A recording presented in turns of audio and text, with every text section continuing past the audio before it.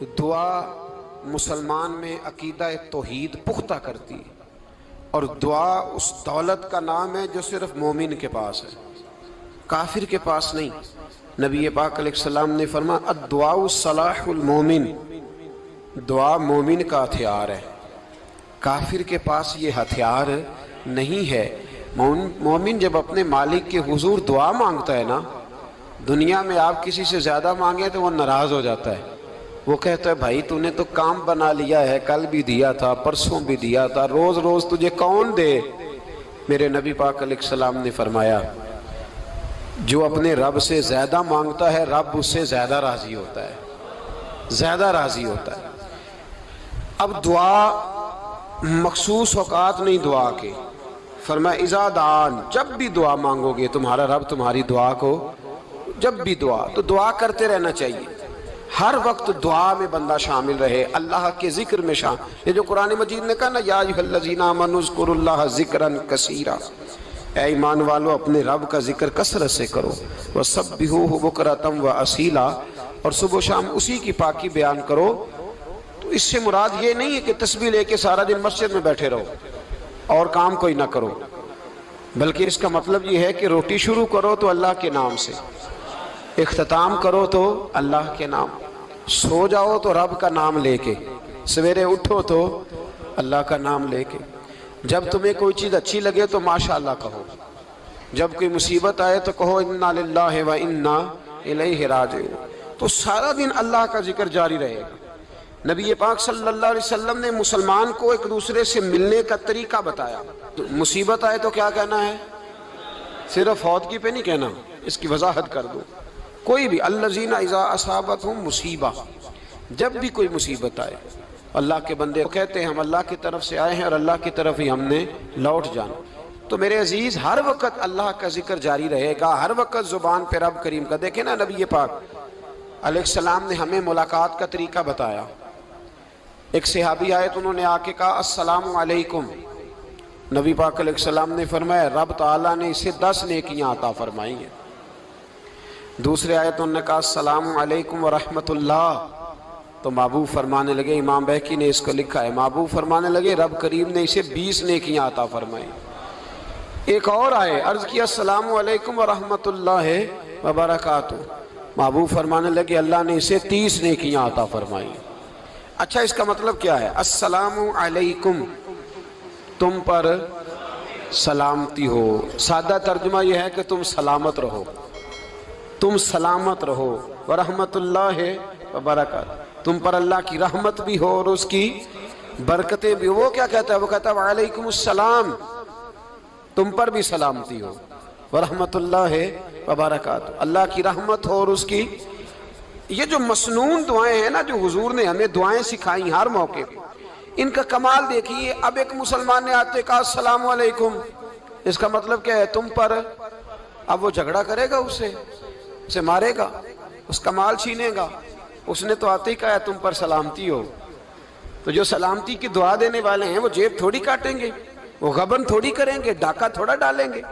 اسلام نے لفظ ہی وہ سکھایا ہے کہ فرمایا جب تم نے ملنا ہے تو تم نے دعائیں کرنی ہیں ایک دوسرے کے لیے۔ اب ہمارے ہاں نئے نئے لفظ آ گئے، ٹیلی فون اٹھایا تو کہا ہیلو، اس کا کیا ترجمہ ہے؟ کون ہے؟ اس کا کیا ترجمہ ہے؟ جی جناب، اس کا کیا مطلب؟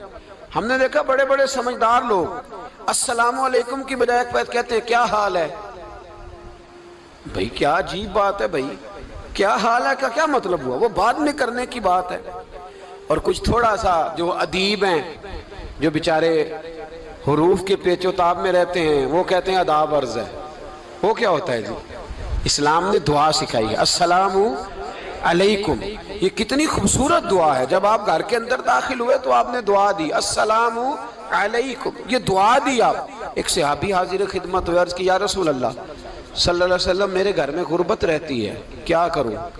نبی پاک علیہ السلام نے فرمایا جب بھی گھر جایا کرنا گھر والوں سے سلام لیا کر، گھر والوں سے کیا کہا کر؟ السلام علیکم، جب بھی گھر جائے۔ یعنی گھر آیا، اب گھر والوں نے بتایا کہ ماچس کی ڈبیا تو لے آؤ۔ اب یہ دکان کونے پہ تھی گھر والے پہ، وہاں سے ماچس کی ڈبیا لے کے واپس گیا تو کہنے لگا السلام علیکم. پھر گھر والوں نے کہا ہو بتانا یاد ہی نہیں رہا, چینی بھی ختم ہو گئی ہے. تو یہ پھر گیا چینی لینے, لوٹ کے آیا تو کیا کہا؟ جب اللہ چاہتا ہے تو کہے, جب اللہ کے رسول چاہتے ہیں تو کہے. اس کا ترجمہ یہ ہے کہ تو کہہ, تو سلام لے. اللہ رسول چاہ رہے ہیں کہ تو سلام لے تاکہ تیرے گھر میں سلامتیاں ڈال دی جائیں. تو فرمایا سلام لینی ہے تو نے, اور ساتھ تو نے اس طرح کرنا ہے کہ 3 دفعہ سورۃ اخلاص کو پڑھنا ہے. امام قرطبی نے اس کو لکھا ہے. اس نے کہا حضور غربت بڑی ہے. غربت بڑی ہے تو کہ وظیفہ بتائیں. فرمایا جب بھی گھر جاؤ سلام لو اور 3 دفعہ سورۃ اخلاص پڑھو. وہ صحابی کہتے ہیں میں پکا ہو گیا. اب وہ کچھ دنوں کے بعد, کچھ عرصے کے بعد, کچھ مہینوں کے بعد واپس آئے تو صحابہ کرام علیہم رضوان فرماتے ہیں ہماری خواہش تھی کہ یہ کچھ بیان کرے, اب بتائے جو وظیفہ لے کے گیا تھا اس کا رزلٹ کیا نکلا. کہتے اس نے بڑی حیرت انگیز بات کی, حیرت انگیز عجیب انداز میں. کچھ لوگوں کا دل ہوتا ہے نا کہ مجھے ملے میرے پڑوسی کو نہ ملے, اور کچھ کا دل ہوتا ہے یار مجھے بھی ملا ہے اور الحمدللہ میرے پڑوسی کو ملا ہے. تو صحابی جب حاضر ہوئے تو صحابہ کہتے ہیں ہمیں تجسس تھا کہ یہ کچھ بتائیں. تو حضور نے فرمایا کیا حال ہے تیرا؟ کہا یا رسول اللہ کمال ہی ہو گئی ہے حضور, میں جب بھی گھر جاتا ہوں سلام لیتا ہوں اور 3 دفعہ سورۃ اخلاص پڑھتا ہوں. میں تو امیر ہو ہی گیا ہوں, میرے تو ہمسائے بھی امیر ہو گئے. کتنا پیارا ہے یہ جملہ, کتنا حسن ہے. اتنا اچھا لفظ کسی اور کے پاس ہے ہی نہیں جو الفاظ ہمیں ہمارے رسول نے عطا فرمایا.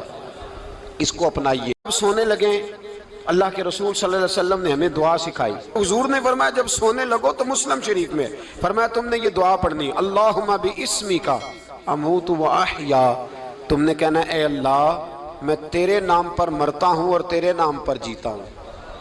نبی پاک صلی اللہ علیہ وسلم نے ایک حدیث میں فرمایا کہ یہ جو نیند ہے نا یہ موت کی چھوٹی بہن ہے, یہ موت کا ایک حصہ ہے.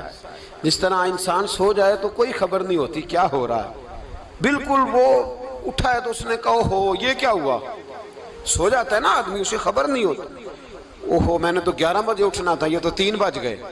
اب اسے خبر نہ رہی.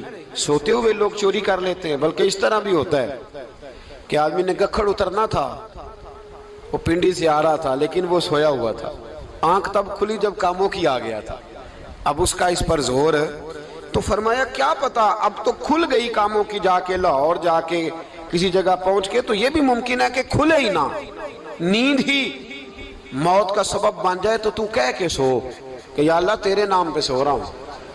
اللہ کس نام پہ سو رہا ہوں یار؟ اگر ہم ان دعاؤں کا حسن سمجھے مت, اللہم باسمک اموت و احیا, یا اللہ میں تیرے نام پہ سوتا ہوں اور تیرے نام پر اٹھتا ہوں. گویا کہہ رہا یا اللہ میری نیند بھی تیرے فضل سے ہی ہے, اور اگر آنکھ کھل جائے تو وہ بھی تیرے فضل سے ہی ہے. کتنا اعلیٰ نبی پاک علیہ السلام نے انداز سکھایا. اور پھر بخاری شریف میں حدیث موجود ہے, فرمایا جب اٹھو تو کہو الحمدللہ الذی احیانا احیانا بعد ما اماتنا والیہ النشور. فرمایا جب تم سو کے اٹھو تو پھر کہو اے اللہ ساری تعریفیں تیرے لیے, تمام تعریفیں جس نے ہمیں موت کے بعد حیات دی, موت کے بعد فرمایا احیانا بعد ما اماتنا, ہمیں مرنے کے بعد گویا اللہ کا شکر ادا کر کے آنکھ کھل گئی. دیکھیں کس طرح اسلام مسلمان کو اللہ کے ساتھ جوڑتا ہے. فرمایا شکر کر, آنکھ کھل گئی.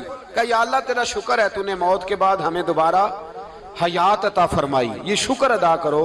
گویا تم یہ نہ کہنا کہ میں اٹھ گیا ہوں تو میرا کمال ہے, یہ نہ سمجھنا میں اٹھ گیا ہوں تو میں بڑا پابند ہوں, جب میں ارادہ کر لوں کہ میں نے 11 بجے اٹھنا ہے تو پھر میں اٹھ جاتا ہوں. یہ نہ کہنا کہ یہ الارم بڑا اچھا ہے, یہ مجھے اٹھا لیتا ہے. ذہن کے اندر خیال کر کہ نیند تو موت کی طرح تھی, یہ جو میں اٹھ گیا ہوں تو اپنے رب کے فضل سے اٹھا ہوں. جو میں اٹھ گیا ہوں, جو ابھی اٹھے ہیں وہ تو بول دینا کم از کم کہ میں اپنے رب کے فضل سے اٹھ گیا. تو دعا سکھائی. پھر دیکھیے نبی پاک صلی اللہ علیہ وسلم نے فرمایا جب تم بیت الخلاء میں جاتے ہو نا, واش روم میں جاتے ہو, تو گندی چیزیں ہوتی ہیں وہاں, شیطان ہوتے ہیں, جنات ہوتے ہیں, یہ گندگی پہ ہوتے ہیں. جب تم واش روم جاؤ, بیت الخلاء جائے, تب بھی دعا مانگو. کیا دعا مانگو؟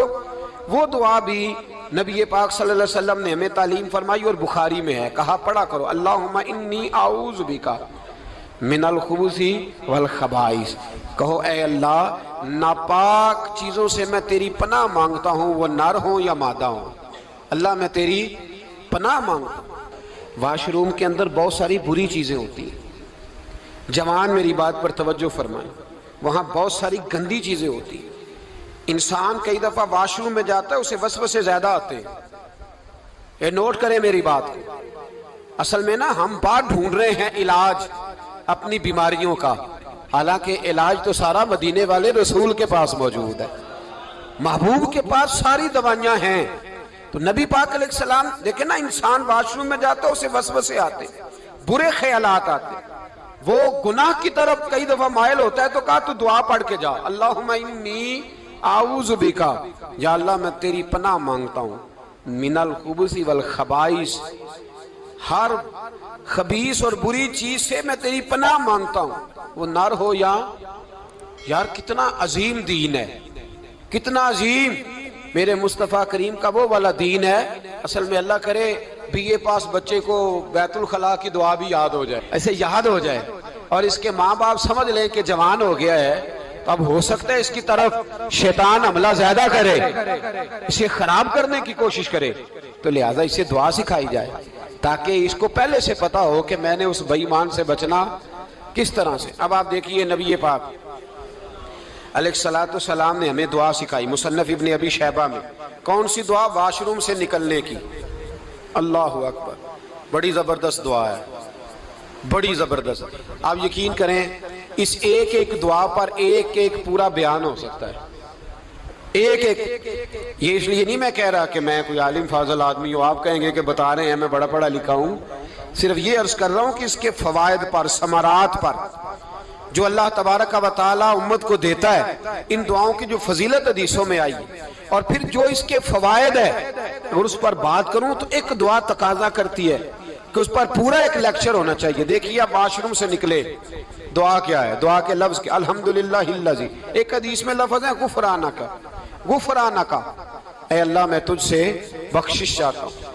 اور جو مشہور اور معروف ہے مصنف ابن ابی شیبہ کی روایت، فرمایا الحمدللہ الذی اذھب عنی العذاب وعافانی، فرمایا اے اللہ تیرا شکر ہے، واش روم سے نکلا ہے تو کہہ رہا ہے یا اللہ تیرا شکر ہے تو نے مجھ سے اذیت دور کی، وعافانی، اور تو نے مجھے عافیت عطا کر دی، اذیت دور کر دی اور عافیت۔ بولیے واش روم سے نکلا ہے تو کیا کہتا ہے؟ یا اللہ تیرا شکر ہے تو نے مجھ سے اذیت دور کر دی اور مجھے عافیت۔ ڈاکٹر حکیم ہومیوپیتھک ایک چیز پر متفق کم ہوتے ہیں، پتہ ہے نا آپ کو، لیکن اس بات پر سب کا اتفاق ہے کہ اگر کسی کو قبض ہو جائے نا تو شاید 70 یا 72 بیماریاں لگ جاتی ہیں اس کو۔ اور جب آدمی کو قبض ہوتی ہے نا، پیٹ کے اندر فضلہ جم جاتا ہے، خارج نہیں ہوتا، اس کو اعصاب کی بیماری ہوتی ہے، اس کے ذہن پر اثر ہوتا ہے اس چیز کا۔ آپ یہ مت سمجھیں کہ کھانا کھانا یہ کمال ہے، اللہ نے یہ بھی نعمت بنائی ہے کہ کھانا جب خارج ہوتا ہے تو وہ بھی اللہ کا بہت بڑا احسان ہے۔ تو فرمایا تو سمجھا ہی نہیں، اگر تجھے قبض ہو جاتی، تیرے پیٹ کے اندر وہ چیز جم جاتی، تیرے لیے کتنی تکلیف کا باعث تھی۔ ان لوگوں سے پوچھئے جو اس کے بیمار ہیں، اس کے مریض ہیں، وہ کتنی تکلیف میں رہتے ہیں، سر میں درد ہوتا ہے، درد ہوتا ہے، سر چکراتے ہیں۔ ایک بہت بڑا روڈ ایکسیڈنٹ ہوا تو ڈرائیور سے لوگوں نے پوچھا کہ مسئلہ کیا ہے، تو کہنے لگا میں قبض کا مریض ہوں، تو میں کھانا کھا لیتا ہوں تو میرے ذہن پر وہ اس قدر زیادہ گیس کا غلبہ ہوتا ہے کہ میں سخت تکلیف میں ہوں۔ نبی پاک علیہ السلام نے ہمیں سمجھایا اور بتایا کہ سمجھ لو یارو، کھانا کھانے کی نعمت تو اللہ نے تمہیں عطا فرمائی ہے، لیکن کھانا کھانے کے بعد اس کا اخراج بھی اللہ کی بہت بڑی نعمت ہے، تو اللہ کا شکر ادا کرو۔